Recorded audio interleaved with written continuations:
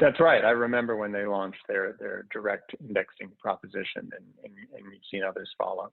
So the ability to build around concentrated positions, to generate tax alpha, to incorporate social criteria or environmental social governance criteria are all present huge upside. I wanted to move on to another part of the report, and it's the data requirements and the what we call it's the figure 5 ESG marketplace and data flow. And I'll share this.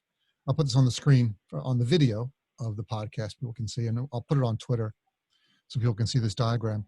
But it's a diagram that shows left to right the data flow in ESG, where you have data generators on the left, a bunch of logos of different companies, and then into the trading risk management vendors, into the alternative data providers, into analytics, into the buy side.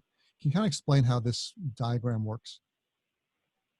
Yeah, sure. Well, there have been a number of articles in the general media on the rise of the exchanges. They were once clubby, sort of quiet backwater organizations. Now they're global financial institutions that are generating data. They're distributing that data to the asset managers or even wealth managers on the buy side, and they're also analyzing the data, producing analytics.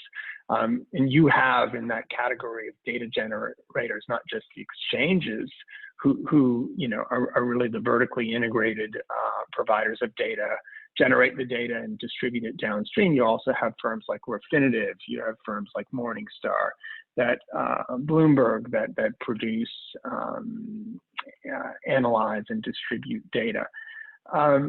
What has happened in the market, however, is that there's been the emergence of all these really cool next generation analytics firms. You've got Owl Analytics, you've got True Value Labs, Arabesque, firms like that are solving a problem in the marketplace. They're providing asset and wealth managers with derived data. In other words, not just the raw data, but analysis based on that data that the asset and wealth manager can consume in a quick and immediate fashion. And so there's a titanic struggle going on. Who owns the data, right? Data is an asset. Who owns that data asset? Who distributes that data asset? And even what I would call data mastery or taxonomy, like how is this data structured? Via knowledge graphs, for example, which Refinitiv has done, which AWS has done with Neptune. This is a huge deal because if you're able to classify or dictate how the data is structured, you have huge control and you can analyze it in new ways and distribute it to the end consumer as a one-stop shop. So we're seeing a lot of interest from the cloud providers, Microsoft, AWS, Google, and others, in basically, finally getting to that point where they can monetize data as an asset, ESG data as an asset, by generating it, slicing and dicing it, and distributing it to the buy side. So I call this the data wars, Craig.